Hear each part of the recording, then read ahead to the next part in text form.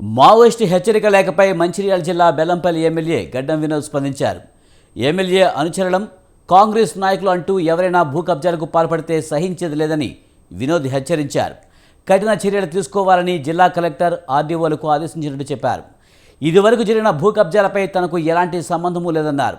MLA అనుచరులు భూ కబ్జాలకు పాల్పడుతూ రౌడీజం చేస్తూ అమాయకులను భయభ్రాంతులకు గురి చేస్తున్నారని మావో లేఖ విడుదలైంది.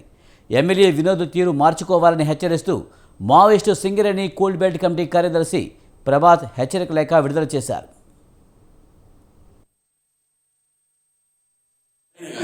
మా పార్టీకి సంబంధించిన కానీ మా అనుచరులైనా కానీ ఎవరికైనా కానీ కఠినమైన శిక్ష అంటే వాళ్ళకు దీని గురించి ఒకవేళ భూ కబ్జాలు గిట్ట చేసినట్టు గిట్ట రిపోర్ట్ వస్తే దానికి బాధ్యత ఆర్డీఓ గారితో కూడా కలెక్టర్ గారితో నేను మనవి చేసుకుంటున్నా. మీరు లా ప్రకారంగా ఏం చేయాలనో దాన్ని ప్రత్యేకంగా టేకప్ చేయండి. ప్రజలకు ఒక విశ్వాసం ఇప్పించే బాధ్యత కింద నేను ఎమ్మెల్యేగా ప్రజలకు సేవ చేయడానికి తప్ప నాకు ఒక సెంటు భూమి కాదు, ఎవరితో ఒక నయా పైస కూడా నాకు అవసరం లేదని ఎలక్షన్ కాకముందు కూడా వాగ్దానం చేసిన. రాముల వారి గుడి దగ్గరికి వచ్చి కూడా నేను నా కుటుంబంతో సహా ఆడ శపథం చేసిన.